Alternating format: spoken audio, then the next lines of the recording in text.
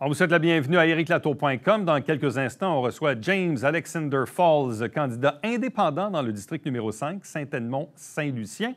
Et d'ailleurs, il est indépendant, mais il appuie Mme Bouchard. Il va nous expliquer pourquoi. Mais d'abord, on parle de l'Association de paralysie cérébrale du Québec avec le président, le Joannais, Joseph Coury.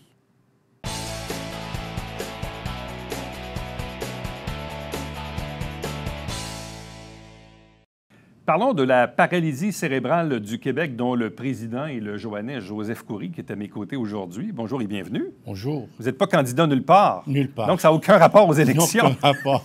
Je suis un inconnu et je suis loin de la politique. Je respecte tous les candidats, candidates, c'est sûr. Bon, ça fait quoi, une vingtaine d'années que vous présidez l'association? C'est ma 22e année. Et elle vous tient beaucoup occupé ces temps-ci, là? Extrêmement occupé. Pourquoi? Parce qu'il y a eu un engouement exceptionnel. D'ailleurs, on a commencé depuis les 22 dernières années. Et ça a avancé, je dirais, un arbre qui tombe fait de bruit plus qu'une forêt qui pousse. Donc, nous, on a continué à pousser vers l'avenir avec un plan d'action.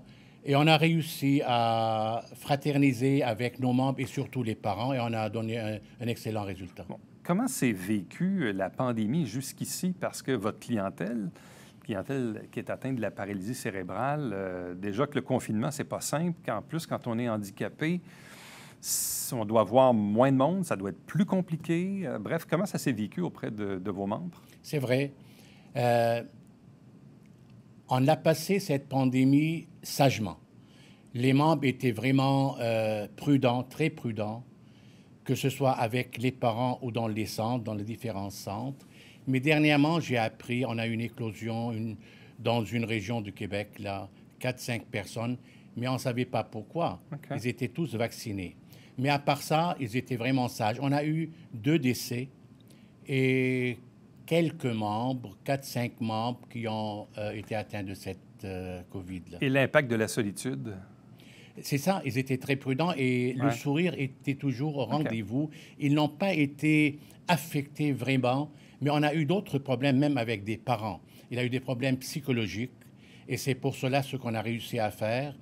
On a répondu à un appel de l'Université Laval, l'Université de Montréal et l'Université du Québec à Montréal. Et on a financé un projet pour connaître les impacts et les conséquences de la COVID. Et on attend des résultats d'ici Noël. Bon. Là, vous avez un projet, entre autres, qui démarre au Vieux-du-Luth, ici, à Saint-Jean-sur-Richelieu. Où on donne $1 par brochette de poulet vendue. Ça peut paraître anodin, mais en quelque part, pour vous, c'est une source de financement quand même importante. Et il y a le geste aussi là-dedans.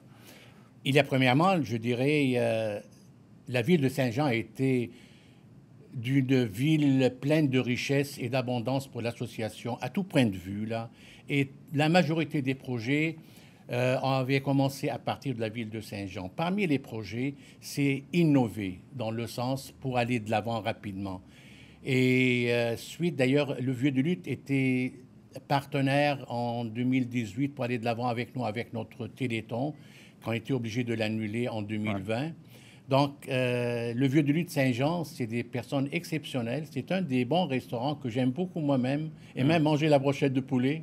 Donc, j'ai parlé avec Pedro. Et je l'avais expliqué, parce que le mois de novembre, le 6 novembre, c'est la journée mondiale de la... Octobre, pardon. Ouais. C'est la journée mondiale de la paralysie cérébrale.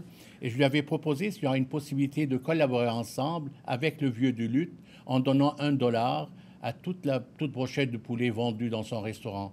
Il m'a dit tout de suite, je suis partant. Okay. Et c'est pour cela actuellement, durant le mois d'octobre jusqu'au 30 octobre, les gens qui mangent une brochette de poulet dans ce restaurant, ils redonnent $1 à l'association. C'est un geste et ce geste commence à prendre place dans différentes villes. Bon, ça c'est mon autre question maintenant. Comment le cas du Vieux-du-Luth Saint-Jean avec son dollar sur la brochette va-t-il faire des petits ailleurs au Québec? C'est sûr, c'est sûr. Le message a été diffusé dans différentes villes à travers le Québec par nos moyens et même pas plus loin que Resto Montréal. Il a mis sur son site web la publicité pour le $1 d'un restaurant concurrent. Et même Pedro, il a l'intention de faire participer tous ces restaurants. Il y en a 3. OK. Et on va aller dans les autres restaurants, pas seulement les restaurants, on peut aller avec des boutiques, avec des magasins, que trouver une solution pour redonner quelque chose à la personne la plus vulnérable, la personne handicapée. Bon. Comment l'association arrive-t-elle à se financer année après année? Oui, ça c'est la question la plus importante que j'adore répondre là. L'association, depuis les 22 dernières années, a présenté un bilan d'une transparence absolue et publique. Donc, depuis 20 ans, les 20 dernières années, on n'avait jamais reçu un centime du gouvernement. C'est pas plus loin que l'année dernière que l'association a reçu un programme PSOC. Ça veut dire le programme PSOC qui donne de l'argent, qui aide les associations à travers le Québec. On a attendu 20 ans. Et actuellement, c'est sûr, on a nos projets, on reçoit des legs, et actuellement, le PSOC est venu nous donner un coup de pouce pour aller de l'avant et donner des services et répondre aux besoins de nos membres. Donc, si l'argent ne venait pas des gouvernements dans les 20 dernières années, elle venait de d'où? nous, de nos projets, de nos moyens, de nos contacts, de nos legs, des parents qui décident de verser de l'argent pour notre association et différents projets. Donc, on a travaillé très fort. Vous savez, on a créé des projets importants et la population journaise est au courant de ça, les concerts qu'on faisait. Donc, durant cette pandémie, malheureusement, le plan d'activité est un petit peu restreint parce que le confinement obligeait tous les gens à rester chez eux. Mais on commence, par exemple, la semaine prochaine, on organise un grand camp aux eaux de Granby entre la Montérégie et l'Estrie pour se rentrer là-bas. Bon, justement, quels sont les services que vous offrez aux membres? Énormément. Énormément. On a répondu à plusieurs services. C'est sûr, à part l'alphabétisation, à part le transport adapté, à part le dépannage, à part le répit, à part les travaux des recherches. On est avec l'Université Laval et McGill. On travaille très fort au niveau de la recherche parce que notre mission est accomplie, mais elle n'est pas complétée. Et en plus de ça, cette année, cet été, on a investi beaucoup d'argent et on a donné des vacances aux membres pour sortir avec les parents, pour suivre notre plan mouvement citoyen, association parents-enfants. Donc, on a répondu à plusieurs centaines de familles. Comment se porte la recherche sur la paralysie cérébrale? Parce que, puis vous me corrigerez, mais l'impression qu'on a, c'est qu'il y a eu plusieurs personnes atteintes par cette maladie. Est-ce qu'il y a encore aujourd'hui des plus jeunes qui, malheureusement, naissent aussi avec cette même maladie-là? Quelle est la portance de la maladie aujourd'hui, en 2021? Je vais faire une petite modification. La paralysie cérébrale, c'est un état. C'est un handicap. C'est vrai, Et ça commence avec les jeunes. C'est le nombre le plus important des personnes qui naissent avec la paralysie cérébrale ou avec un handicap, c'est avec la paralysie cérébrale. On a 160 cas par année. 160 cas au Québec. On a 22... Et c'est plus ou moins qu'avant? C'est toujours stable? Non, c'est toujours stable. OK. C'est toujours stable. On a 22 000 personnes au Québec. Donc, avec la naissance, il y a plusieurs cas. On pensait au départ que c'était un manque d'oxygène à la naissance. Mais on a eu beaucoup d'autres choses. Ça peut être une lésion au niveau du cerveau. Ça peut être un ACV. Ça peut être une exagération de la maman dans l'utilisation des produits quelconques. Ça peut être un manque d'oxygène. Ça peut être même, on parle actuellement de différentes sortes comme la génétique. Il parle de la génétique, mais la génétique, c'est une maladie, c'est plus qu'un handicap. Donc, on a actuellement beaucoup de chercheurs au Canada qui travaillent d'arrache-pied pour trouver la thérapie miracle. Mais si je résume, dans le fond, vous dites, au Québec, il y a 22 000 personnes atteintes.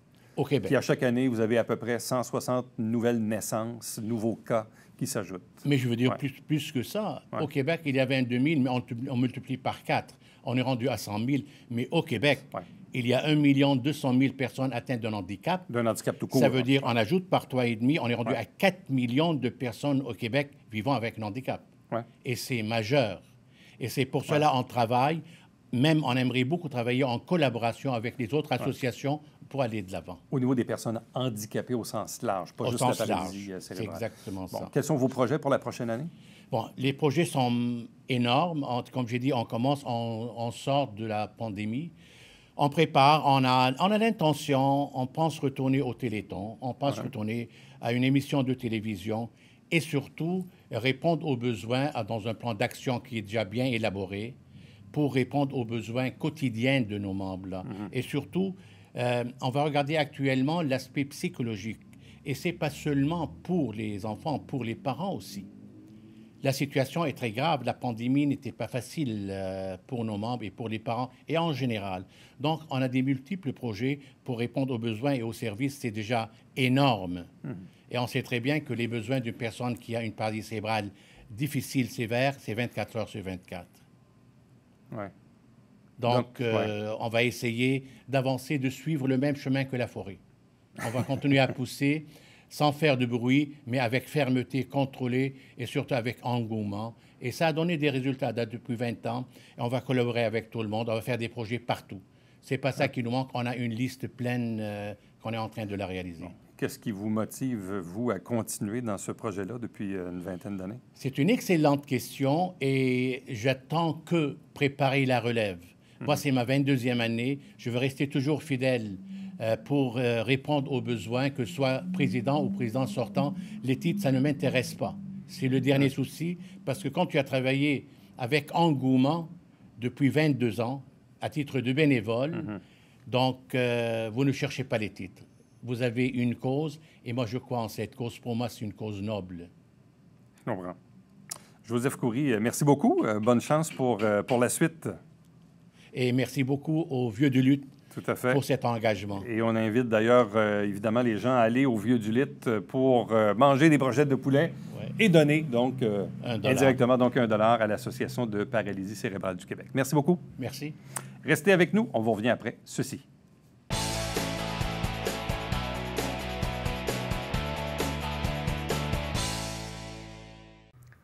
Salut, ici Alexandre Baudouin. Et François Trépanier. François, 2 légendes sur le plateau cette semaine. Alexandre Baudouin, bien sûr, et le Jean Béliveau du baseball au Québec, le grand Claude Raymond. Que c'est bien dit. Ne manquez pas ça.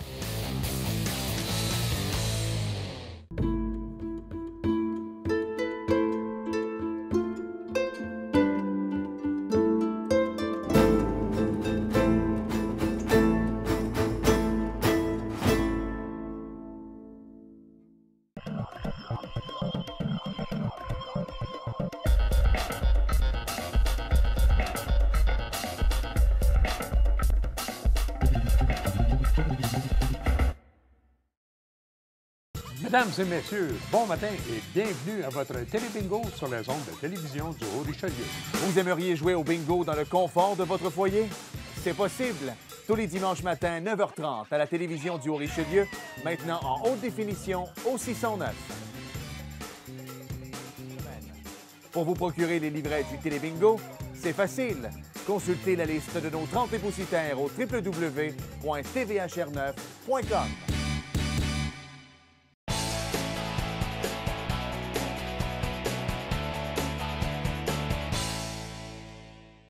Vous savez qu'à chaque élection, il y a souvent un candidat surprise qui arrive un peu du champ gauche.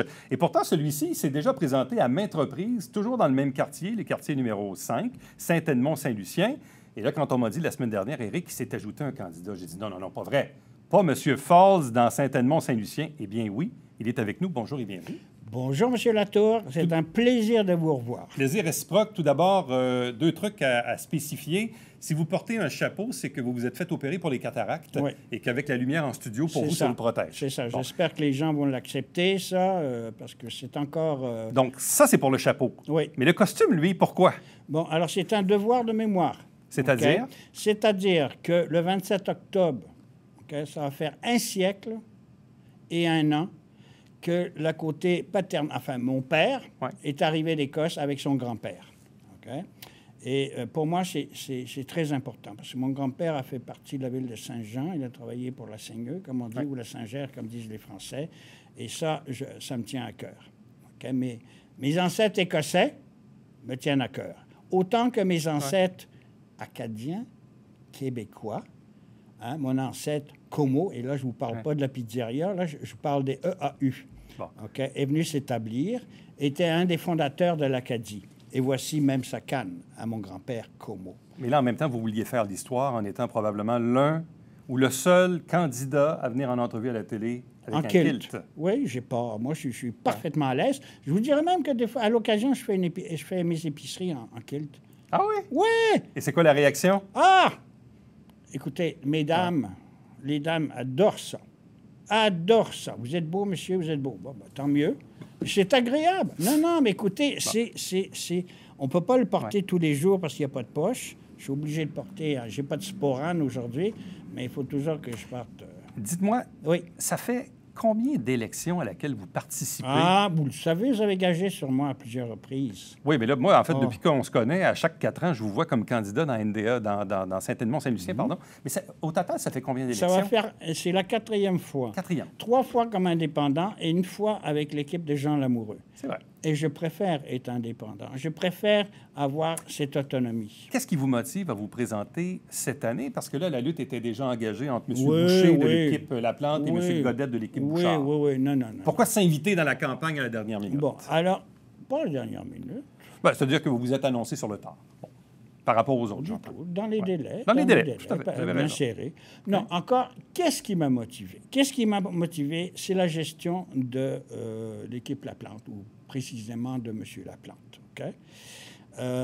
Je relisais encore, il y a à peine 2 jours, même hier soir, ce que la presse avait écrit en 2019 au sujet de la suspension de M. Laplante. Moi, je suis issu, vous le savez, je suis issu du domaine public. Hein? Ma carrière, un bon bout de ma carrière a été dans le collégial. Et je n'accepte pas le comportement de M. Laplante. Il a eu 95 jours de suspension. Mais en réalité, si la loi avait été mise à jour, c'est 412 jours de suspension. C'est un comportement qui est inacceptable. Quand on a une entreprise privée, on a peut-être un peu plus de... Enfin, c'est du laxisme. Mais là, non. On parle d'une administration publique. Qui dit public dit redevable au public, aux citoyens. Et vous le savez, excusez-moi, vous savez comme moi, le comportement qu'il y a eu à l'égard du directeur général, du greffier, et l'autre personne, vous la connaissez bien, puisque c'est votre frère. Ça, c'est impardonnable, inexcusable. Et il a le culot de vouloir se représenter. Okay? Ça, là, non. Ça, dans mes livres à moi, là, non. Donc, j'en déduis que, comme candidat indépendant, vous appuyez Mme Bouchard à la mairie? Attention. Ça, là, la dernière personne qui a touché à cette canne, c'est une canne de commissaire d'école qui appartenait à mon grand-père, Charles-Joseph Comeau. Oui. C'est une canne, c'est des cannes qu'on remettait aux commissaires d'école. Ils n'avaient pas de salaire à l'époque. Ils n'avaient pas de salaire. Ils avaient un petit quelque chose, là. Mais ça, pour service rendu, c'est une canne avec un pommeau d'argent et on inscrivait le nom du commissaire d'école. Okay? Et la dernière personne qui a touché à cette canne est nulle autre, effectivement, que André Bouchard, à qui j'ai demandé de me rendre visite. Elle m'a rendu visite avec Sébastien il y a quelques jours. OK? Donc, vous l'appuyez? Je l'appuie, mais pas, attention, pas sans réserve. Il y a certains dossiers où on n'est pas tout à fait d'accord, dont le dossier de l'aéroport. Et c'est pour ça que vous vous présentez, dans le fond, parce qu'à la limite... Non, faites-moi pas dire ça. Il y a d'autres items, parce que, bon, M. Auger, c'est sympathique, mais... Bon, ça, c'est le conseiller sortant qui se oui, représente pas. je lui souhaite une bonne retraite, mais disons Et qu'est-ce que vous pensez de votre adversaire, M. Boucher, qui est avec l'équipe du maire Laplante? Bon, écoutez, moi, je suis transparent, très transparent. Vous savez, M. Boucher, je mets en doute ses convictions. Parce que ce M. Boucher-là, okay, est allé s'offrir en premier à Mme Bouchard. Il voulait être le candidat de Mme Bouchard. Et Mme Bouchard ne l'a pas accepté. Et ça, je l'ai de bonne source. OK, s'ils veulent contester. Alors, ses convictions sont un peu douteuses. Hein? Bon, il voyait Mme Bouchard qui montait dans les sondages, évidemment. Alors, il dit, tiens, Mais si on comprend votre motivation de vous présenter, vous avez parlé du maire Laplante Ouais, et y a tout ça, pas mais que à la ça. limite, Mme Bouchard a déjà un candidat dans son quartier, ben M. oui, j'ai Godette. rencontré Sébastien. Bon. Il est très sympathique. Mais pourquoi se présenter alors si lui Non, représente il n'est Mme pas Bouchard? suffisamment... Écoutez, il n'est pas méchant, Sébastien est très sympathique. Il a des belles compétences, OK? J'en ai autant que lui. Nos deux CV, OK, sont côte à côte. Sauf que Sébastien, malheureusement, ça prend quelqu'un du quartier. Et Sébastien, je ne veux pas te faire mal, là, hein, mais je ne veux pas t'écorcher, mais tu ne restes pas dans le quartier. Mais est-ce que c'est sa position sur les avions qui vous dérange? En partie, mais il n'y a pas que l'aéroport.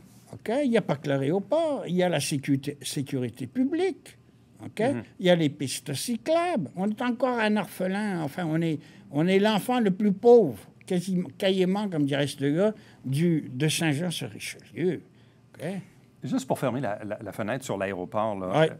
on fait quoi avec l'aéroport? On le Bon. ferme, on le garde comme ça ou on Bon, le développe? il y en a qui veulent le fermer puis faire une cité universitaire. Vous pensez quoi, là? On fait quoi avec l'aéroport? Bon, on continue à avoir un aéroport de... Plaisance? Oui, Ouais. c'est le terme dont je me suis toujours servi. OK? On va développer des industries. Je ne suis pas contre, mais pas des industries lourdes, pas des Dornier. Vous vous rappelez le dossier de Dornier? OK? Qu'on fabrique des moteurs d'avion moteurs électriques pour les avions, ça va, mais on ne fait pas les essais sur place. On ne fait pas nécessairement le montage sur place. OK? Mais pensez-vous que l'équipe Bouchard veut développer l'aéroportuaire? C'est ça qui vous Ouais, agace? Ça m'agace. Ben, en partie. OK. OK? Mais il y a encore de la place pour l'aéroport, pour les avions comme vous dites, de plaisance. À l'autre extrême, on a des gens qui s'imaginent qu'on va avoir une cité universitaire. Vous le savez comme moi, M. Latour, qu'on a déjà eu des universités, dont l'Université du Québec au Collège militaire. Hein? Vous vous rappelez de ça? Même Miroslav Smereka enseignait là. Hein? On a eu comme on dit en bon québécois, des joint ventures avec différents collèges, dont le Collège Champlain, avec une université de Burlington, OK? Des campus universitaires, tu n'as pas besoin de créer une cité universitaire. Je suis issu du domaine de l'éducation. Vous savez comme moi qu'il y en a des campus aux alentours. Il y en a combien, là, à Longueuil? Hein? Répondez à la question. Il y en a combien? Un campus? De campus universitaires. Tu as Sherbrooke, Oui. tu as l'Université du Québec à un pied à terre. Et combien de cégeps sont autour de nous? Il y en a pas mal. Bon, parlant du cégep, Oui. que Deux fait-on problèmes de la majeurs. problématique de la sécurité et de la circulation? Bon, premièrement, il y a le fameux Montcalm séminaire, OK? Et d'ailleurs, j'ai fait prendre des photos, vous allez me voir, là, à l'intersection. Bon. Connaissez-vous Verdun? Oui, Y allez souvent? ça fait longtemps. Ça fait longtemps. Connaissez-vous le principe des boules oranges? Des boules oranges. Oui. Allez-y. Hein? Je vous en apprends aujourd'hui. Des boules oranges. Sur les rues principales à Verdun, vous traversez. Quand il y a des piétonnières, il y a un poteau avec une boule orange qui clignote. OK. Hein, vous vous rappelez de ça? Ouais. Parce qu'il y a les petits trucs jaunes, comme on voit sur Pierre-Caisse, près de l'hôpital. Là. Ouais. Vous savez, bon, c'est insuffisant. Il y a des trucs là, qui clignotent en haut, vous savez, pour laisser passer les employés qui vont au parc et vice-versa. Bon, OK, c'est insuffisant, ça. Des boules oranges. Et la luminosité, je n'ai pas échappé de syllabe, est très faible à cet endroit-là, aux traverses. Alors, il faut augmenter la luminosité. Il faut mettre des boules oranges, OK? Moi-même, là, allez-y ce soir à 6 heures. Allez-y avec votre voiture, là-haut. Et vous allez voir que la noirceur, elle est là. C'est très dangereux. Et pour le stationnement? On va travailler avec Mélanie. Mm-hmm. On va saisir le Pico Park de façon... la solution, elle est relativement facile. Donc, les terrains de l'aéroport, là. Oui, Ouais. premier, le Pico Park, que je l'appelle. OK? On transforme ça en stationnement temporaire. OK. Parce que vous savez que les étudiants, il y en a plus à l'automne qu'en hiver. On installe des lampadaires, parce qu'il faut illuminer la question sécurité temporaire. Des lampadaires, des vieux lampadaires, il y en a plein dans la cour des travaux publics. Il y en a plein. On les repeint, on les installe dans des bases de béton et ils sont alimentés, alimentés par des panneaux solaires. Il nous reste 2 minutes. Quels sont pour vous les autres enjeux et engagements que vous voulez mettre de l'avant? Sécurité, pistes cyclables. Les infrastructures dans Saint-Lucien, qu'est-ce qu'il y a des problématiques encore avec ça? Là? Oui, puis je ne veux pas revoir les 3 monstres blancs. Ça, c'est sur Vanier. Vous connaissez les monstres blancs? Monstres blancs sur Vanier, les 3 blocs appartements qui sont collés. Vous habitez là, vous voyez dans la salle de bain du voisin, dans le bloc à côté. Ça, là, il faut espacer il faut espacer ça. Mais Vanier Séminaire, là, il y a un beau spaghetti aussi. Là. Aïe, mais c'est la vitesse. Oui, aussi. C'est la vitesse. Où sont nos policiers? Où sont nos Serge Mainville? Autrefois, Serge Mainville s'est fait une réputation. Il se mettait dans un petit trou goupil. Puis là, je lui dis, OK, Serge, tu restes là. Je coupais la haie juste dans les normes. Puis Serge, il remplissait les coffres de la ville avec ça. C'est un gars très sympathique. Très sympathique. Un cycliste, hein? Parce que... alors, il y a un autre... Moi, je veux un radar photo sur Séminaire. Parce qu'il y a des gens qui sortent je ne sais pas où sur l'autoroute, mais ils s'imaginent qu'ils sont sur le circuit Gilles Villeneuve. Ça part de Montcalm et ça clenche devant chez M. Auger. Comment se fait-il que ce problème n'ait pas été réglé? Il y a un certain laxisme. Autrefois, les policiers se stationnaient, il y a une petite rue, la dernière rue transversale, là, OK? Hein, Lebel, puis bon, ils stationnaient là. Puis là aussi, on remplissait. Alors, ça se fait plus.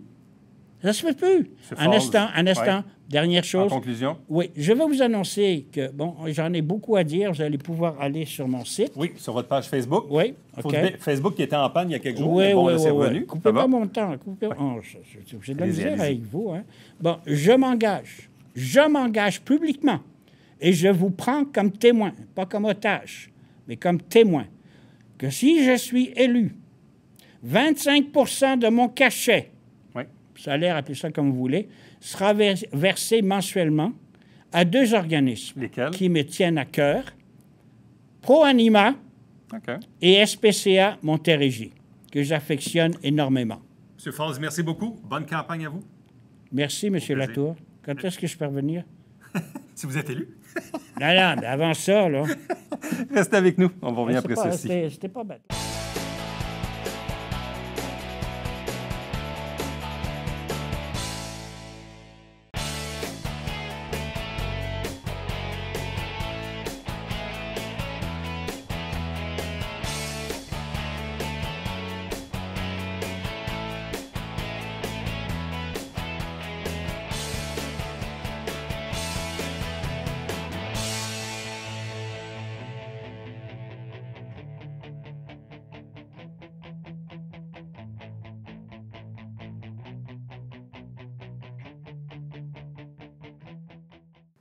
La Caisse des Jardins du Haut-Richelieu a donné une aide financière de 160 000 à la Fondation Santé Haut-Richelieu-Rouville. C'est entre autres dans le cadre du projet à l'égard de la santé mentale. Donc, merci beaucoup et bravo.